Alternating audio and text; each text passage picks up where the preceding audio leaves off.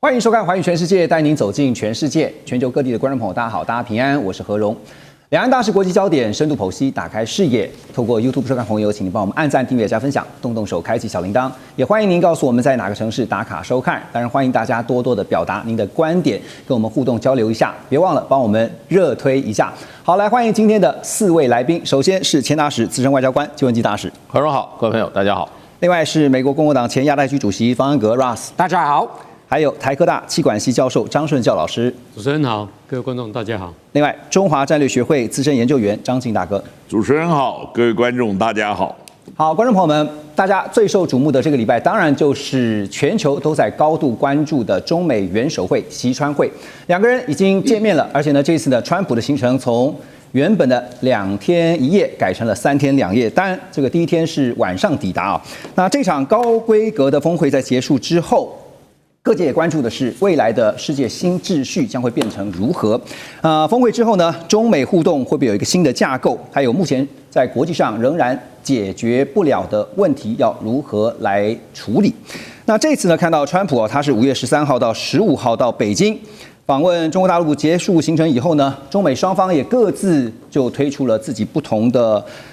說法哈，着重的內容也有些出入。來，我們看一下川習會後的美中各自的說法，包括美國這邊呢，特別提到說，對於台灣軍售的大家非常關注的議題呢，很快就會做出決定。另外呢，同意開放荷姆斯海峽，那堅決的反對伊朗擁核，還有就是在關稅的互相這個降低的部分啊，也達成了協議。另外就是包括採買農產品，以及這次最重要的是，中方下單了200架的波音飛機，但是这個 AI 晶片啊，是輝達晶片呢，是要由中方來決定是否採購。那中方的說法則是特別也提到台灣的部分哈，有講到說台灣是最重要的問題，處理不好會引發中美之間的衝突。剛才伊朗的戰事這個部分呢，也同樣的是希望能夠趕快的打開荷姆斯海峽，還有關稅同樣是互相降低，然後擴大經貿合作。那另外呢，就是一度這個有美牛現在也會同意來開放來採買，還有就是多次表達晶片問題的立場。好，總的來說呢，我們先請4位老師幫我們先針對這次習川會或者人家說川習會，川普跟習近平兩人各自的表現1到10分，請幫我們打一下分數好嗎？大使寫習近平9分，川普7分。Ross 川普，美國的焦點跟中國的焦點是不一樣。你這個結果不意外哈，一定是美方這個川普一定拿高分的。那張老師，川普跟習近平是同分，晉哥也是。好，我請教晉哥哈，這個我們看到是川習會之後，目前大家也在關注的就是習近平呢立刻也回復說，在9月份，那現在看起來是9月24號這天，現在傳出的說法，還有呢，至少是在今年秋天，就立刻回復說會到美國訪問，你怎麼看？我想大家必須要了解，9月24號這個日期必然是事先議定的。但是呢，很多人都沒有注意到，9月25號是中秋節，你邀請人家這個到白宮來做客，就你搞在中秋節的前一天，華人的大節。基本上來講，這中國人呢非常重視中秋節，但是呢，大家忘記了那段時間恰好是紐約聯合國大會的那個大辯論。那他也沒有講，他只說你到白宮來做客，並沒有講這是國事訪問。所以呢，其實嚴格上來講，規格其實只是這種訪問，並沒有說把它定位在那兒，他沒有講得非常斬釘截鐵。那今天來去了，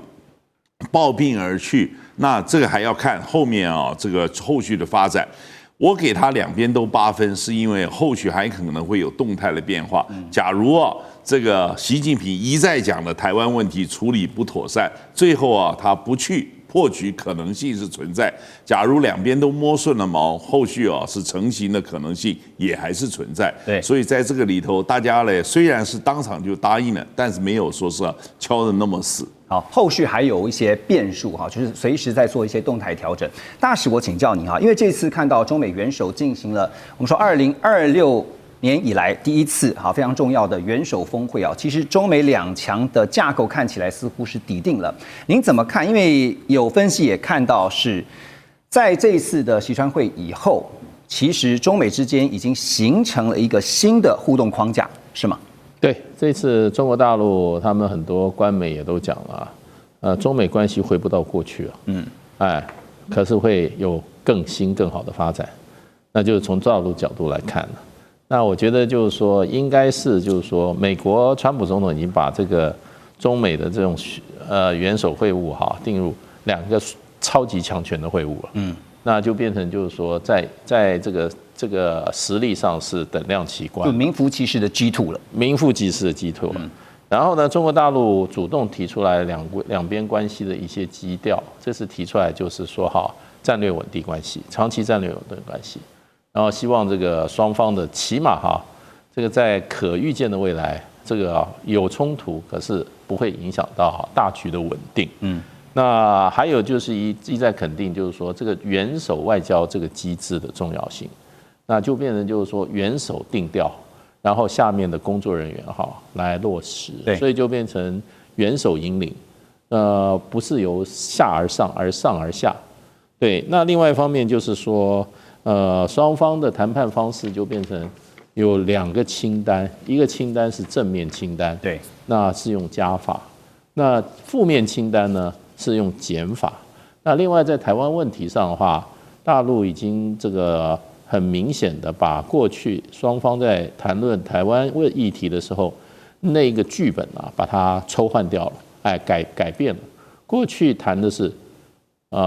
1978年雙方建交的時候3個公報，以那個公報作為基礎。可是這一次已經談的內容已經不是那時候公報有那麼明確的講了。第一個軍售的問題，那就是說要美國要審慎行事。那第二個呢，就美國對台軍售；第二個呢，就變成就是說明確的表達反對台獨的立場，也希望美國在這方面附和。第三個，這次連這個 Rubio 也提出來了，兩岸和平統一這樣的一個概念。所以我覺得將來可能就中美在這個台灣議題上面大概就是軍售，然後就是說軍售反台獨，然後呢接下来就是和平統一。所以台獨的這個選項，也是從此之後不再存在了。您覺得是這樣？沒有，就是雙方就變成博弈的主要的議題了。對，這非常重要的一個籌碼。就是說過去就是說3公報，3公報的基礎，現在就是另外3個議題。所以這也是可能反映了中國大陸官媒講的說回不到過去了。其實從這次的習川會看得出來，是一個很重要的關鍵，就是中方再次的重新定調了中美的一個互動，我們將來要怎麼樣互动，而且呢，也告訴了美方，特別是川普這一邊呢，就是中國大陸的崛起跟它的存在，還有越來越強大，是美國必須要去面對跟接受的事實啊。那我們來看的是這次習川會，川習會的成果跟味覺項目的總體檢剛剛也提到了包括了呢雙方的互減關稅，還有呢說要成立貿易委員會，還有投資審查委員會。另外呢就是採購200架的波音客機雖然說先前這個目標是500架這次這個打了折扣變成200架。還有就是持續的採購農產品，剛剛也提到了。另外就是要重開荷姆茲海峽，剛剛大使也點到這個重點，敲定雙方元首外交互訪的時間包括秋天，還有呢11月有 APEC，12月有 G20， 另外就是要建立危機溝通的程序。總的來看，這個具體成果其實還蠻具體，真的很 solid 很實在。不是像之前就是只是雙方見個面打個招呼，然後就非常的空。Ross 覺得你同意嗎？不太同意怎麼說？我對中美關係還是不是很樂觀我覺得這次川普總統去北京談的結果幾乎都是我們早就可以預料的結果。但是我覺得從大局勢的角度來看，沒有太多的變化了。貿易問題是，當然川普去北京前已經溝通，那知道不管是當天或他回美國之後，中方會宣布一些購買的案件，不管是大豆或波音的客機。知道中方會反對美國軍售台灣，但是美國會堅持他的立場。我們一直以來都軍售給台灣，以後還是會軍售給台灣。川普沒有說我們永遠不會再出售給台灣，他也沒有這樣講。你覺得這一次兩位元首會面完以後，各自拿到了自己要的嗎？我覺得他們主要的是為了國內啊。那川普至少就是剛說的，就是購買方面，那至少可以向美國人說，我有拿到訂單了。那習近平也可以向國內。剛剛現在大使有提到當然官媒會說習近平的表現是非常好，有告訴美國人我們對台灣的立場，就是說對國內雙方都各自有交代，也會有正面的效果。我覺得川普在北京這幾天的表現，他批評就是在美國的批評者其實我覺得是沒有什麼可以批評啊，當然會批評，那不管川普說什麼，他們一定會批評。但是我覺得具體能批評的地方其實是沒有，他代表美國的立場，那這是總統應該做的。不管總統是誰，不管是拜登、川普、共和黨、民主黨，我覺得他代表美國的立場。然後還有一些其他的議題，就是那個時候就是去前有壓力，一定要提，比如說人權，一些像李志英等等這些悲觀的人士啊，他又提到了。但是當然他不可能，習近平當面會說，這些人我都立刻釋放，這個也是不可能的。好，現在就是我們剛剛提到，後續還會有一些變數啊。習近平在回訪美國，就是在秋天之前啊，剛剛晉哥也提到了，其中一個變數是軍售。您覺得還有其他的變數嗎？我覺得大家應該這樣講，就是說這一次基本上來講呢，雙方雖不完全滿意，但是可以互相接受。你一錘可以定音。但是呢，事實仍然會動態的變化。那我覺得這個基本上，誠如我要呼應一下大使，最重要一個東西，其實今天就實力觀點而言，在奧巴馬時代絕对不肯給的 G2，這一次已經明白了，這個就是說幾乎就沒有差一點把那個名詞再講出來了。中美就是平起平坐了。對，那這個東西是基本上是從實力上來出發。第二，以前美國從來不甩就是說有關對台軍售的問題，從來不去討論。這次也明顯講得清清楚楚，我確實有討論。對，最重要一件事情是，他沒有立即下定決心。那他越這個拖，然後這個地方會焦躁。那這個在台北焦躁，那可能呢又要去這個，就是請台北要如何，然後要提出更高的價錢。所以呢，我覺得川普確實是一個很好的生意人，他就把這個東西懸在那邊，看看你台北預備怎麼出價。對。但是呢，我想這個我們要對台軍售的問題，我們要知道幾個重要事實。第一，無論賣什麼東西給台灣，無法去改善兩岸軍力失衡的事實。第二，無論買多少東西，其實牽涉到美國的供貨能力，以及台灣我們自己國防武力吸收這些軍備產品的能力。否則你花再多錢，這個事情就是說不是你花了錢就多，這邊能夠要吃得下來而能夠吸收。第三，這裡面牽涉到這個川普本身所宣布的對外軍備轉移的政策，所以現在不是說那些東西他可以愛給你就給你，不給你就不給你，是有很多東西他想給你，但他卻生產不出來。他現在已經通知波蘭，已經通知了東歐很多國家，還有烏克蘭，說對不起，很多東西我們沒辦法交貨。而那個呢，就是也是我們所希望求售的項目。是張老師，我這邊特別要請教您方面這個經貿相關的就是說。這次也看到了，剛剛有些我們講說蠻實質的一些成果包括說特別看到是採購波音的這個事情。那當然呢，畫面當中我們也看到那麼 BBC 他們有特別有一個報道，有一個特稿就寫說，17名美國商界領袖隨着川普訪華，但是呢，目前尚未有大訂單浮出水面。接下來會不會有大訂單呢？大家也很好奇。但是美股在上面，我看到5月15號的美股呢，卻不太給面子其實都是呈現下跌的局面。好，那 Bloomberg 呢也報道說，外界原先預期北京將會向波音下訂單，其實要多達500架的客機我們之前也提到，但最後成交的數目是200架。您怎麼看這次川普到北京訪問的經貿成績單？那個從這個17位那個大企業的領袖跟着川普去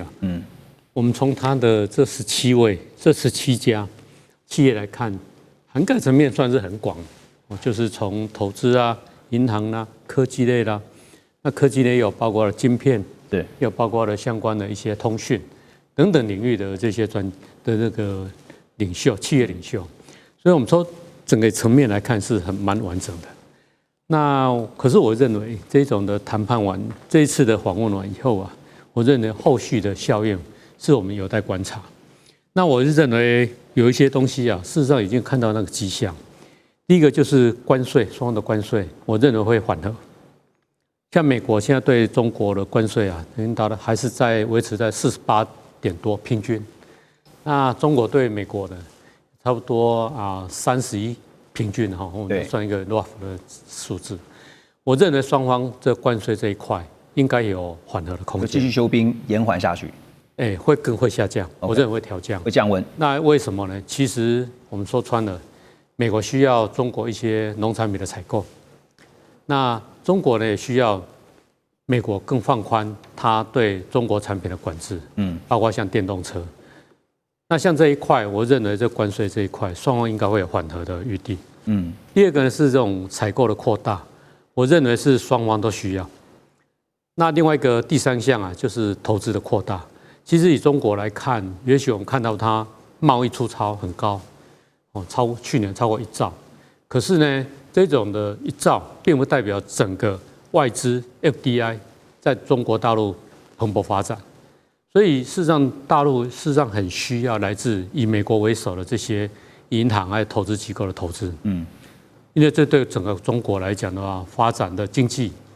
還有工業發展是有很重要的一個關鍵因素在。對。那第四個呢，我認為是最重要，也是在中東的這一塊。中東這一塊已經，我認定美國看得到的已經不只是政治的問題，包括石油的問題。因為石油對美國來看，實際上是太重要的一環。對。所以在我的看法，就是中美之間趁這一次的那種互訪，我認為是一個很好的開始。對。那未來如何，那要看雙方坐下之後，我們就談這個事情。是。我想這邊要特別提出來，這17位大亨啊，不是在街上去買那個手搖冰的，哪有說去了那邊馬上就有大單浮出水面？所有這些人做的是大生意，那些好菜都要慢燉，你要真正良藥都要慢煎，慢慢煨出來。所以這個東西啊，只要一開始，对不對？這些人又不是說到那邊那個，就是說閒的沒事幹，到那邊去觀光。可能馬斯克跟那個黃仁勳是除外，他們倆玩的是很愉快。可是話要講出來，我們真的要講這些東西他們要做的生意都要慢慢來。至於那個就是買飛機減少，這裡頭之中大家只看到說它減少，但沒有想到北京還要求捏住美國的那一段。從疫情開始到現在，我們去看看以前中美之間的航班，到現在恢復的程度不到40%啊，對不對？你不讓我恢復的航班，那我買那麼多飛機幹嘛？所以他買200架，事實上也就跟你講，你什麼時候恢復航班，我什麼時候來。它中間是彼此都有聯動的，對，恐怖平衡啊。接下來還有一個觀察重點，就在於說，剛剛也提到就是接下來中美的互動就必須要看着你怎麼對我。我再決定怎麼對你，它是一個動態，隨時在動態調整的。我們休息一下，等一下回來聊科技競爭。中美互動牽動全球，美中競爭，地緣爭霸，外交、軍事、科技、經濟，多元觀點，權威分析，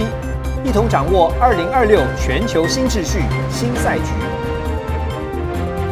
每週6日，寰宇全世界帶您走進全世界。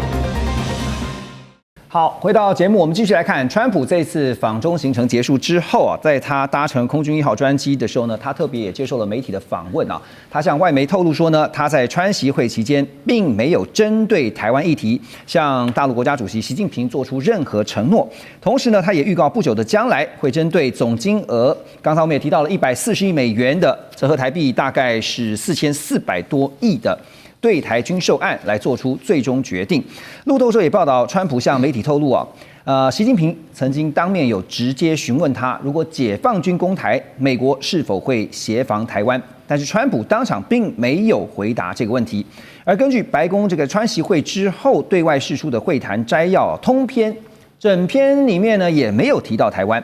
那在台灣這邊的學者亞太和平研究基金會的執行長董立文就認為，這其實呢就是川普對習近平談台灣真正的態度。他給了個結論，他說：“你只要談台灣，他根本就不理你，假裝沒聽到哈。”但是德州州立大學副教授翁履中則認為，白宮的摘要沒有提到台灣是相當正常的，沒談台灣就代表有談，因為未提及也是一種態度。所以接下來的觀察重點是，川普要如何決定140億啊，這是第2筆的這個台灣軍售案。金哥怎麼看？我想這裡面要提一下。這個摘要啊，或者這個聲明，這個 readout 啊，是早上5點45分啊出來的，在華府時間。這個從會談結束之後35分鐘之後，新華社就發布了新聞東稿。整個下午呢，這個他們去了天壇，所有人急得如熱鍋上的螞蟻。我要提醒一下，白宮的通信呢，就是對於發言的主管啊，張正熙啊 ，Stephen Chong 啊，有跟着去。他在那個地方，假如說是去跟他老闆講一聲，說這個什麼要怎麼回答，對不对？那假如有既定的答案，老早就在川普的社交媒體就出來了。結果川普的社交媒體從頭到尾沒有這個，就是講一句話，大家弄個這個悶葫蘆，一直搞到第2天早上。我們要提醒。白宮幕僚長，也就是川普親信中的親信啊，這個 Susie Wiles 呢，他沒有跟着去。最後呢，那個東西聲明啊，那個 readout 發給各媒體，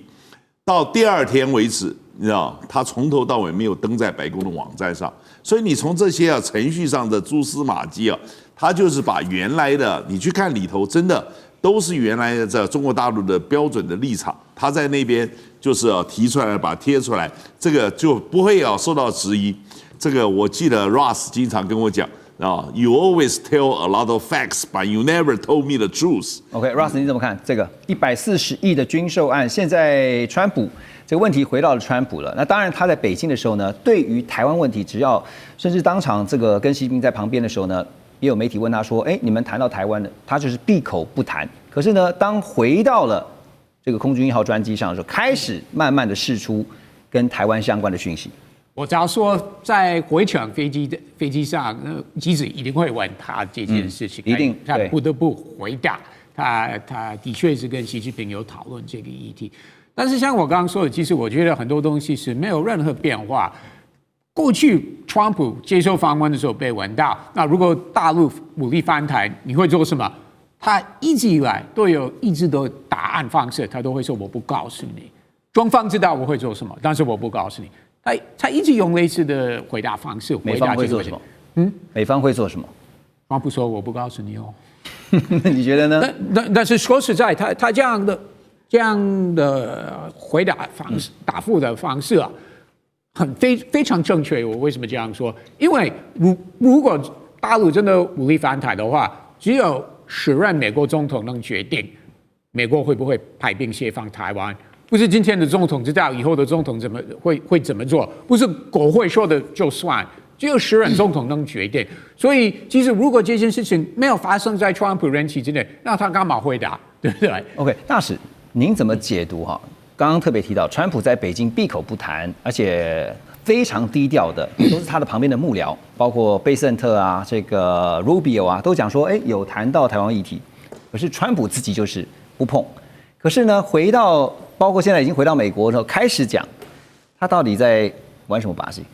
因為這件事情在他們見面的第1天啊，在人民大會的時候，習近平就提出來說，這個如果說台灣問題處理不好，中美關係會發生這個碰撞甚至衝突，那美國國內的媒體、全球的媒體就炸鍋了，就在說習近平警告川普對台灣問題對川普做出最嚴厲的警告，就重中之重就是台灣，對，就在台灣。所以美國事實上你要看美國媒體，還有歐洲的媒體、BBC 的媒體，他沒有報道其他什麼簽約的，他就報道台灣問題。對，通通在講台灣的，而且很多的那個標題下得非常聳動啊，說習近平會對川普畫下決定台灣命運的紅線。這不是我下的，這是我記得是美國媒體下的標題啊。所以這樣子情況下，川普更不能在大陸的時候就對台灣議題他做任何的表述，因為呢，這個會增加他對這個議題的這個回到美國這個議題不但會淡下來，會怎麼樣？會更列入這個是他的弱項。習近平講說川普講說習近平談這個問題的時候是非常嚴肅的，因為那是第一顆扣子。對，第一顆扣子要扣好，所以這個問題就川普事實上我認為他一開始是要拆解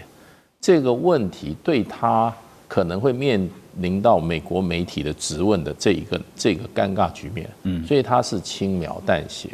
可是呢，我覺得基本上這一次大陸的態度，還有就變成把台灣的問題放到那麼高度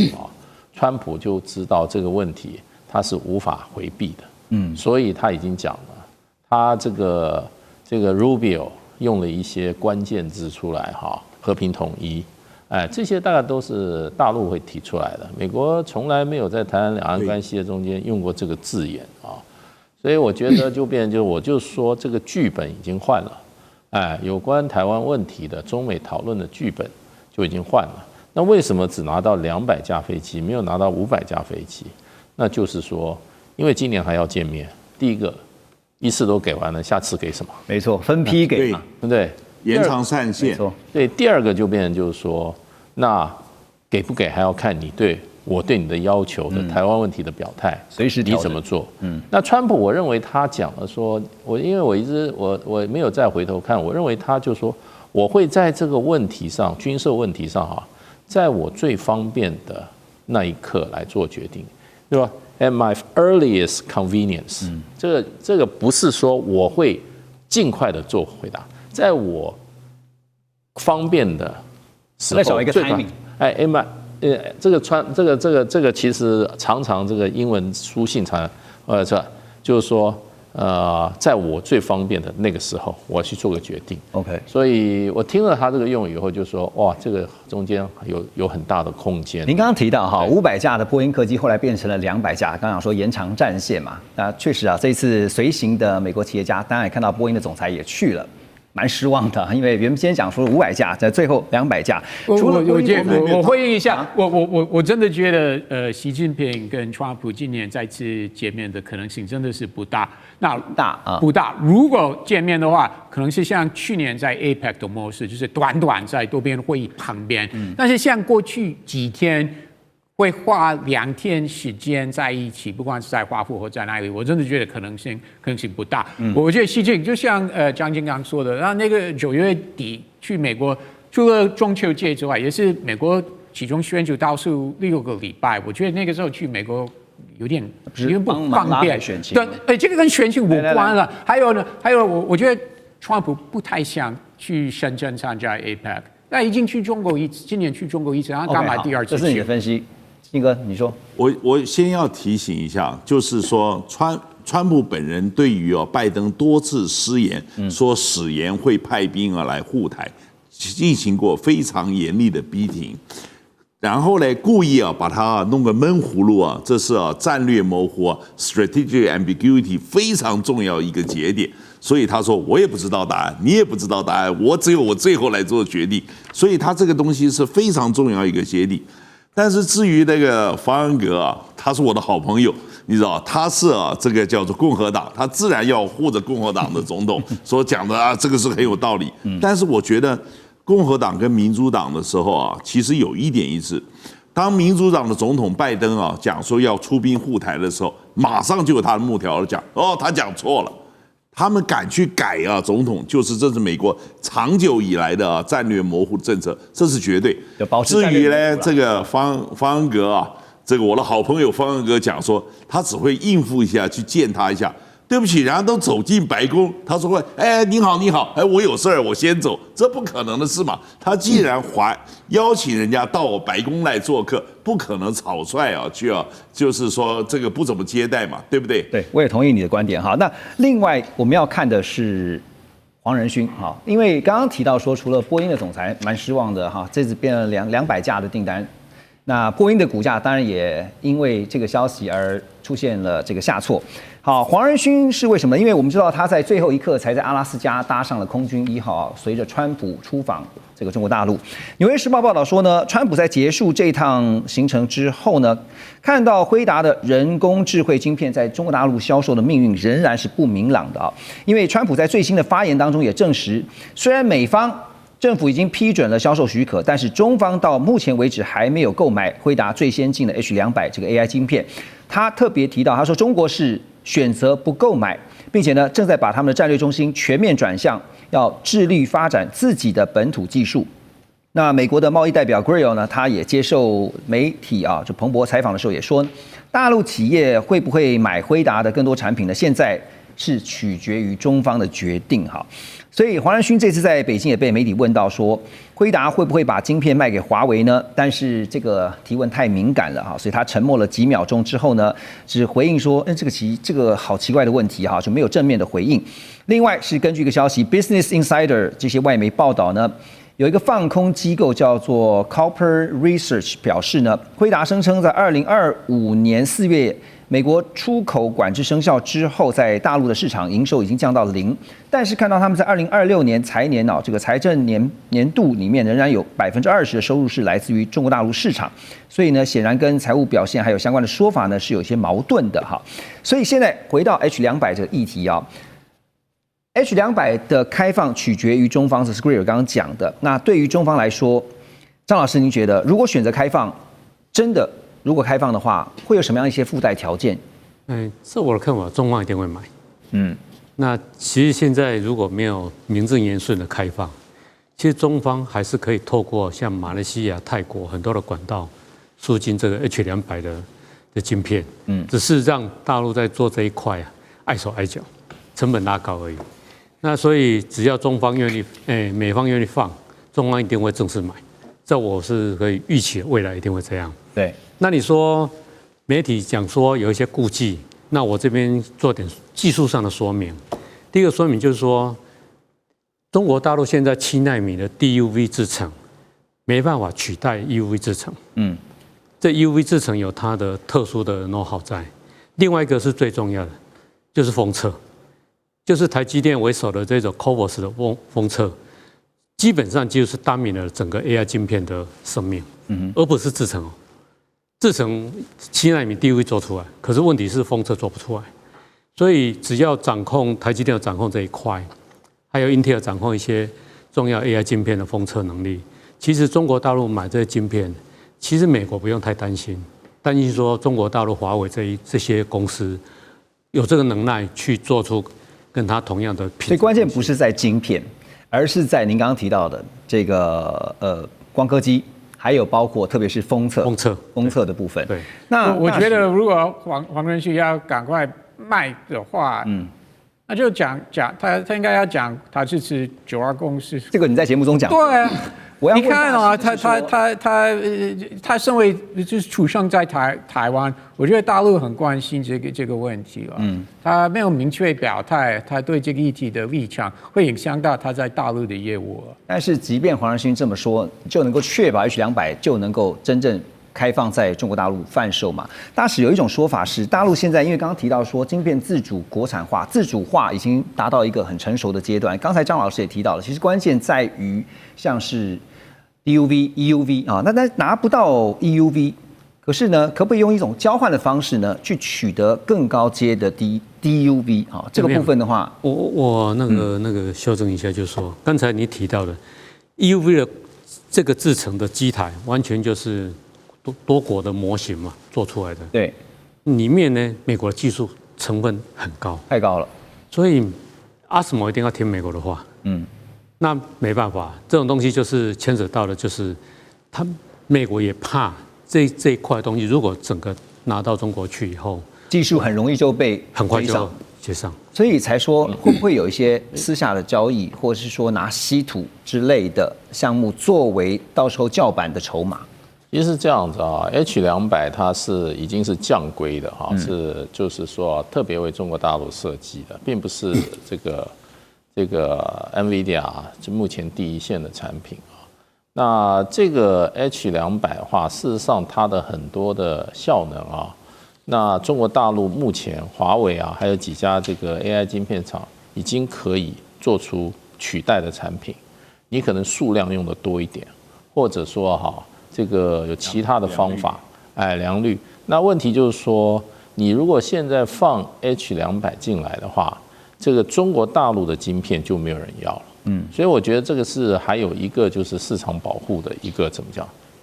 一個考量在裡面，會影響到本土晶片的發展。對，因為你本土晶片它要有這個龐大的市場來籌募它的資金啊，也不能完全靠政府的補貼。所以既然就 H200在中國既有的這個不管是昇騰910啊或者950哈，這些它已經可以在某種程度上能夠應付到中國大陸市場目前的需求的時候，它就會盡量保護中國的市場。如果大量的讓這個 H200進來的話，那中國本土製造的這個類似的晶片哈，那市場一定被擠壓。那對於中國大陸發展晶片的這個整體計劃是有妨礙的。是。所以我認為是有很強的是市場保護的這個考量在裡面。总之來說，市場的這個准入決定權現在還是在中國大陸的手上。我們等一下回來呢，要特別來看的就是在川習會之後地緣政治的變化。馬上回來。中美互動牽動全球，美中競爭，地緣爭霸，外交、軍事、科技、經濟，多元觀點，權威分析。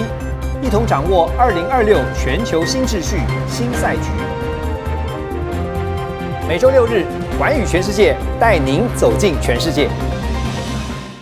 好，回到寰宇全世界，我們接下來看的是川習會之後啊，整個全球，特別是中美兩强之間的互動啊，建立了一個新的架構跟秩序哈，當然直接也牽動到了印太局勢，還有包括國際地緣政治。川普在離開北京之後，我們也知道，接下來呢要到中國大陸去訪問的就是俄羅斯總統普丁了。那克里姆林宮的發言人已經表示啊，普丁訪中的籌備工作已經完成，普丁將會很快的造訪中國大陸，具體時程會在對外公布。而這個時候呢，南華早報則是報道說，普丁訪中的時間啊，根據他們的了解，預計是在5月20號這一天，為期1天。但這次訪問呢，純屬莫斯科跟北京之間的例行性往來，不太可能會有什麼盛大閱兵啊、隆重歡迎儀式啊，因為大家也想說會不會跟這個川普之間來做一個比較哈？不會啊。那麼中國官員呢，這一段時間呢，也都忙着安排川普的訪問行程，所以呢，就是例行性的到訪。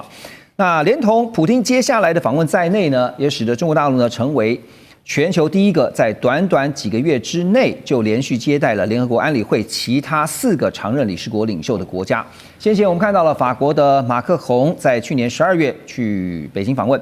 英國的施凱爾是在今年1月，那5月份呢就看到了川普，川普之後就是普丁啊。而目前呢處在停火階段的美伊戰爭啊，4月份開始呢，其實在聯合國安理會當中也看到，因為伊朗議題爆發了非常激烈的爭執，俄中兩國呢多次在安理會的投票行為啊是一致的，不但否決了以美方為主想針對伊朗荷姆茲海峽開放採取行動的這個決議啊，同時也阻撓了對於監督伊朗核計劃的提案。好，所以現在看到南華早報說，普丁即將的訪中之行啊是屬於例行性的往來啊，但並不代表不會出現非例行性交涉的可能。所以大使，我想先請教您怎麼看這次普丁去哈？是不管是打算聯中制美，或是防範美國拉攏中國，主要希望達到的目的跟北京交涉的重點，您怎麼看？我覺得不外3點哈，一個當然還是俄羅斯目前自己的狀況，這個俄烏戰爭啊，還有外交上孤立來講的話，我覺得就普丁來講的話，現在歐洲是沒有人歡迎他去啊，美國也沒有人歡迎他去，世界的強國裡面，中國大陸，因為中國大陸代表了戰略上的一種支持，還有一個是什麼？還有一個經濟的後盾。因為俄羅斯現在各方面它的這個民生物品的依賴啊，事實上美國一開始在俄烏戰爭就在卡它這方面。你看那些連麥當勞都撤了，對不對？然後那些外國的什麼說Hyundai啊、Toyota 通通撤了。那這個所以它這個民生物資方面啊，它如果沒有中國大陸的話，它民眾會有恐慌的。那另外一方面就是還有就是它這個資金的調度的部分。資金的調度部分，我覺得這些在這些整個這個西方對俄羅斯的制裁沒有都拿掉之前，那中國大陸對俄羅斯的重要性那是不言可錢的問題。那另外一方面，我覺得就變成就是說，另外一方面就是這一次事實上美伊戰爭以後留下來的這個國際能源市場的一個重新的一個調整情況之下那其實俄羅斯它主要還是能源的外銷。那麼俄羅斯在過去幾年一直向中國大陸比較強勢的銷了很多的这些能源產品。那現在俄羅斯自己本身情況並不好的情況下，可能它又有另外的構想在裡面。那所以我覺得普丁事實上的話是一定是無事不登三寶殿，一定是有事情的。那我想來想去就是說在金融上，在雙方的經濟的這個所謂的互補性的交流增強下面，還有就是國際能源市場一個混亂之下那普丁看看能不能從中國大陸那邊再分得比較多的份額的這種市場中國大陸的市場。那在就某種情勢上來講，也對最近的一些國際上的很大的變化，這個叫 compare notes， 就是說想看看你的想法。比如說日本的軍國主義的這個在崛起，然後呢這個美伊的戰爭，然後呢這個俄烏的戰爭，歐洲的變化，我覺得大概是全面交換一個意見。了解，有些媒體我最近看到就是希望能夠把這個普丁這次去，然後在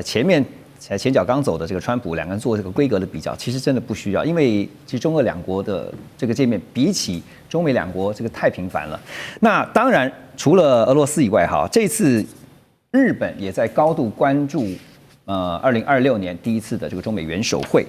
日經新聞就揭露說呢，日本政府原本積極要爭取，希望川普在去北京之前可以先到日本訪問，讓日本首相高市早苗呢能夠直接向美方表達日方對中國問題的立场。那最後呢，因為這個伊朗的衝突升高所以沒有能夠實現這個安排。而這個情勢目前最新的發展就是 NHK 報道說，在日本時間15號的晚上，川普在空軍1號上面打電話給高市早苗了。那兩人通電話大約15分鐘。川普特別在電話中呢說明了這次到北京訪問具體的一些狀況，雙方也針對包括經濟安全保障在內的經貿議題還有跟中國相關的美日安全保障等內容交換意見。高市早苗就表示呢，對於川普在通話當中給予日本的大力協助表達深切的感謝。美日關係這樣聽起來是不變的，但是中日關係好得了嗎？我們最近看到了日本兒童政策擔當大臣叫黃川田仁志這個禮拜到上海去參加 APEC 部長級會議。那這也是中日關係惡化以後呢，第一次看到日本閣員到中國大陸去。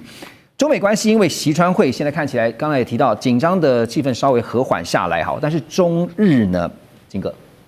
我想基本上來講，這個中日關係存在結構性的窒礙，而且它有很多沒辦法排除的矛盾跟歧見。這個日本拜託這個美國去傳個話，但是呢，他沒有見諸於中國大陸所公布的這個會談記錄，也沒有見諸於美國所公布的這個會談摘要。所以換言之呢，這個基本上來講，你拜託轉話不是個東西，你知道根本就不是那麼重要。但是無論如何也要應付，所以他給了他一個電話。你想想看，15分鐘的電話加上翻譯，能夠講些什麼話？也不過就是你就拜託我的事我做了，也就是這樣，要給這個穩住這個關係跟他的情緒。那對於高市早苗而言，利用這個事情這個叫做順着杆兒往上爬，立刻就發布這麼一個感謝聲明來，好像造成一個印象。我們呢，美日關係很穩固，美日關係很穩固。他們呢，這個兩個大頭這樣講，我們呢並沒有缺席，我們是個議題。可是問題是，大家都知道心知肚明，而且像這個 APEC 這種定期的會議去，然後呢也沒有說是真正造成關係的突破，所以這個可以明顯看出來，北京並不在乎就是說他就把這個難堪殘酷的真相攤出來，我們就是搞不好。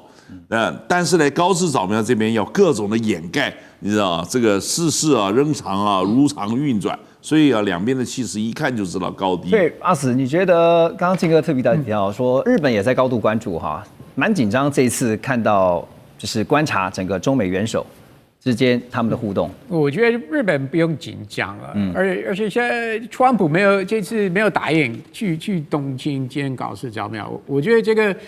個是 no issue， 就我真的覺得很不重要。雖然是日本想要的，但是川普沒有去日本不是因為伊朗戰爭啊。他根本不想去，他說：“嘿，我去年11月才去你那邊，而且我都是給你一個很好的 show。”他認為沒必要，我都非常 nice 啊，我有很多非常，不管是日本國內或國際新聞都報道這，他們兩個節目特別去跑一趟，真的是沒有必要啊。如果而且他去北京3天2夜，那如果他講過東京的話，那整個行程你加上飛行時間時差，就變成1個禮拜的行程。對，他覺得根本沒有必要，我隨時可以跟你通電話或視訊啊。所以我覺得日本這個要求真的是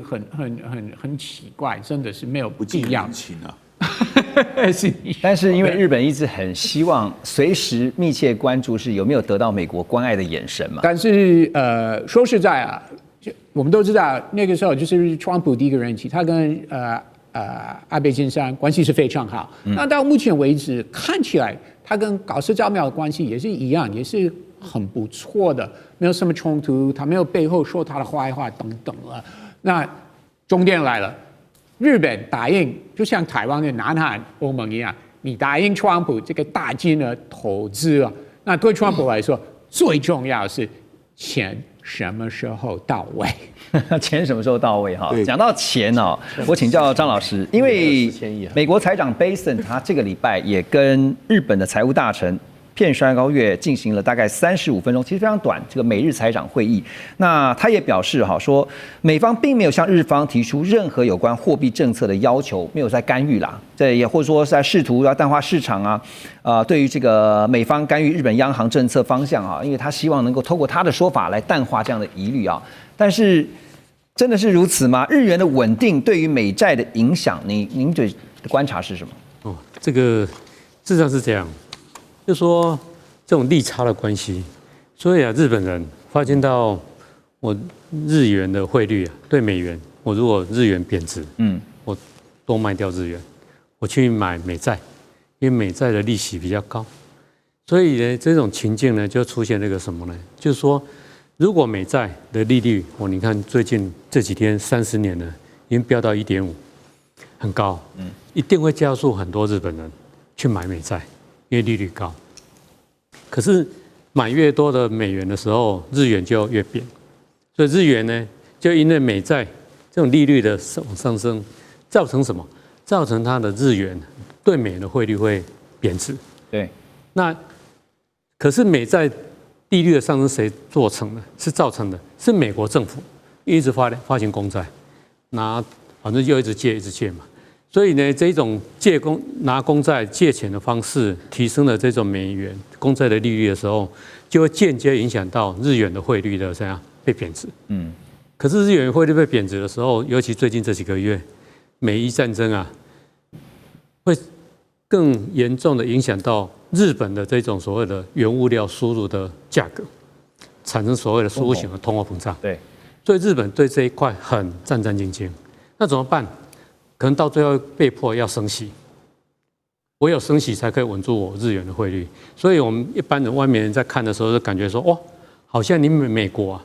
這一塊好像手已經伸進來日本這個貨幣政策了。事實上，這是整個市場的波動造成的蝴蝶效應。對，但是日本又感到何其無奈啊！這個戰事不是我造成，通膨不是我造成的，但是現在呢，卻還要我在貨幣政策上面可能做些調整。對，所以日本未來升息有那個跡象會往上走，沒辦法，因為壓不住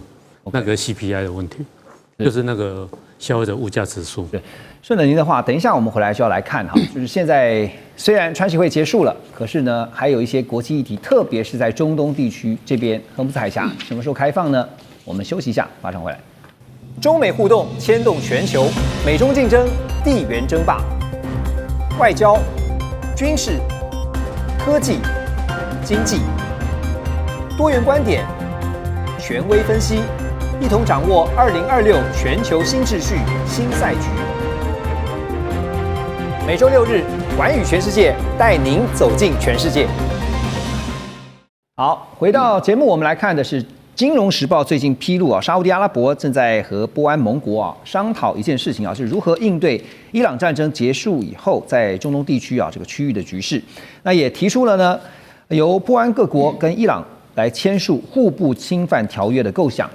這次衝突期間呢，看到阿聯就是阿拉伯聯合大公國啊，一直都是波灣國家當中最極力主張要對伊朗採取強硬立場的國家，並且批評阿拉伯世界都沒能對伊朗採取更強烈的回應啊感到不滿。阿聯甚至表明說，戰後將會進一步深化跟傳統上呢被視為是阿拉伯人對頭的以色列，要跟以色列之間的關係更加深化。而除了阿聯以外呢，沙烏地跟其他的波灣國家呢，都比較傾向支持由巴基斯坦來主導的斡旋，也希望促成美國和伊朗之間盡快的達成結束戰爭的協議。沙烏地呢，現在也正在跟巴基斯坦、土耳其還有埃及形成更緊密的合作關係，像是去年9月呢，就跟巴基斯坦簽署了共同防禦條約。好，那拉回到現在看到這樣一個狀況，是會提出跟波灣各國這個跟伊朗來簽署一個互不侵犯條約的構想，是不是在表示說台灣國家不再想透過美國，而決定自己跟伊朗來達成一些互動的協議是代表什麼樣的意思？大使就是這個意思，就是直接跟這個宿敵什葉派的宿敵和解。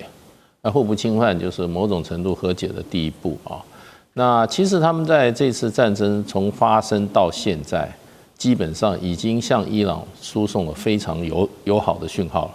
就是我保持中立，而且我不讓美軍用我在境內我的基地去攻擊你，那基本上就是告訴伊朗說，這一件事我不想涉入，你也不要老是找我報復。那當然，就阿聯酋基本上他在這次上被攻擊上，他的損失是最大，不只是他的石油天然氣設施，最重要是他的那些未來在後能源時代的這個它的經濟的一個立足點被這一次被打破了，因為它的所謂的這個金融中心，然後呢高科技中心，這些美國高科技那些什麼運算中心，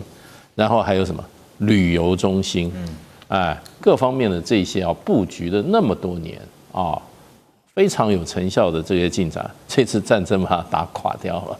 所以他的未來被打垮了，所以他的態度當然你可以可想而知。可是這不代表海灣國家主流的意見，海灣國家主流都是發覺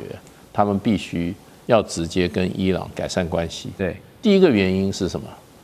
第一個原因，他們之間過去有夙願，可是還不至於發生戰爭，對，還可以互不侵犯。雖然他們是最用美國來防備伊朗對他可能衝突，可是這次美國自己打伊朗以後，把攻擊帶到他們的土地上，波及到這些國家，波及他了，所以這個是一個因素第二個就是說，他們發覺伊朗的戰術、戰法、戰力非常強，如果跟他們衝突起來的話，他們大概不是對手，所以呢就求和吧。所以我覺得這個是中東地區的一個區域的國際秩序一個很明顯的轉變。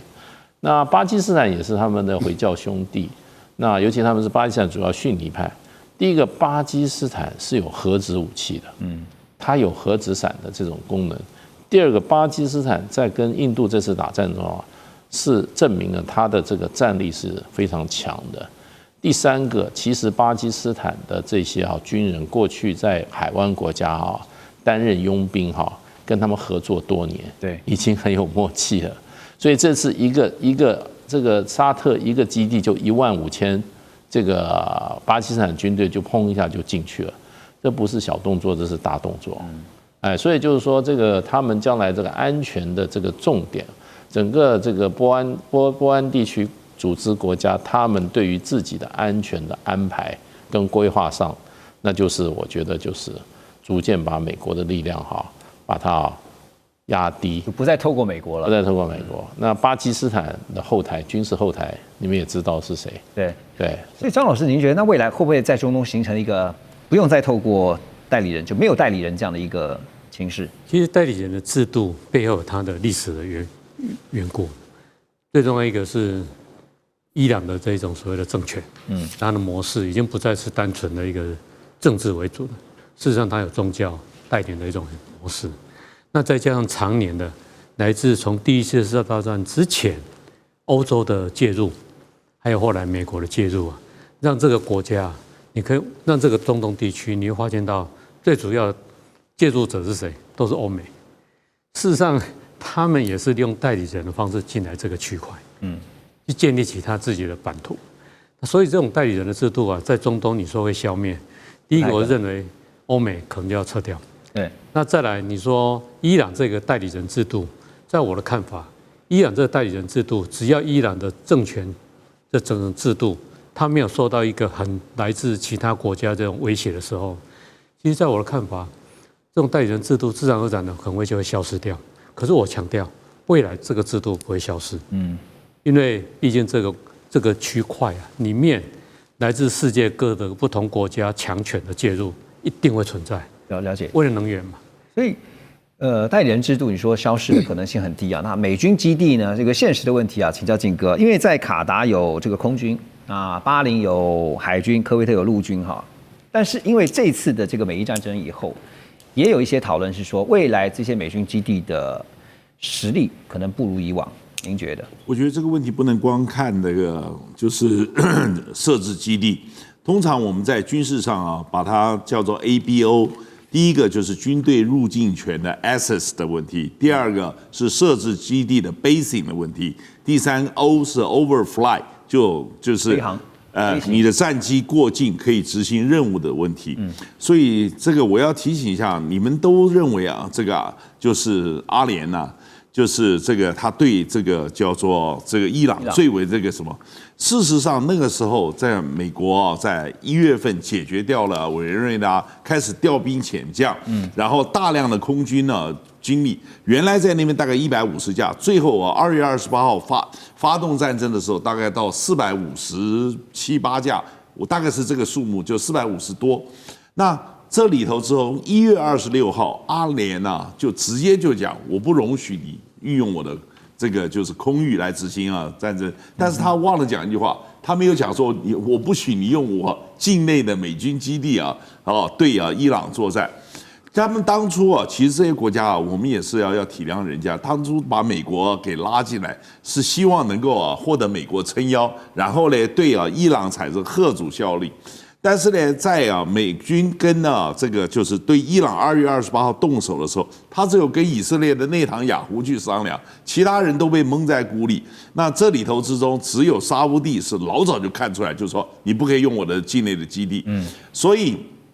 他當時啊2月28號一攻擊完52分鐘之後，他開始有啊這個組織化的抵抗，系統性的還擊。結果呢，這個國家每個國家都講，哎呦。未蒙其利，先受其害，這不是遭殃了。所以在未來是怎麼樣？我覺得這裡頭蠻重要一件事情，就是假如基地還要留那兒，就要加固隱秘，而且呢，要能夠要塞化才行。你覺得未來有可能美軍這邊會在，如果真的談不攏，荷姆斯海峽就是沒辦法開放，這個問題難解的話，美軍會再發動一波軍事攻擊嗎？當然了，不排除嘛。對，因為這個事情即使是爛戲拖棚，也不可能就這樣摸摸鼻子，然後夾了尾巴就溜了。OK，也要有一個象徵性的東西。但是呢，無論如何，他做什麼，他都是我跟你講，你只要動了軍事，你就可以宣稱是勝利。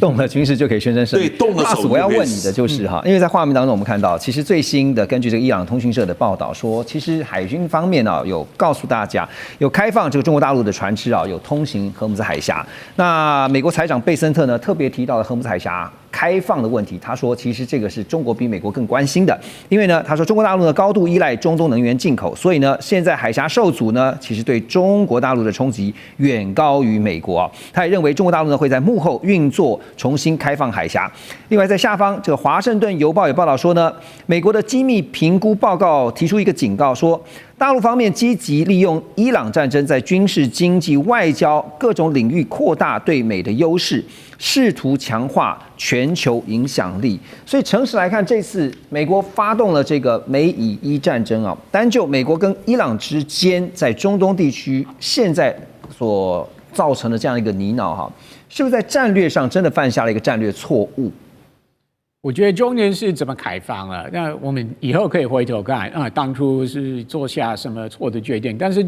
在開放霍爾木茲海峽這個議題上，中國的目標跟美國的目標是一樣的，都希望可以趕快開放，讓各國的，不只是讓中國或特定國家的船艦安全的過去。這方面，美國跟中國的目標是一模一樣的，而且都反對收錢，對通行費的問題，对。但是我同意张金啊，有必要的話，那川普即将会再次用美國軍事實力對抗伊朗海軍，為了開放霍爾木茲海峽。但是就目前為止所造成的現狀，我剛剛特別提到的是，你覺得美國有沒有犯下戰略錯誤？我真的覺得這個已經 too late。如果是錯誤的話，是 too late，因為我們只能講今天的情況，明後天的情況。你不要去拷問這個美國人好不好？他還將來你講錯話回不了美國怎麼辦？所以那您覺得呢？您就不會去美國？我覺得。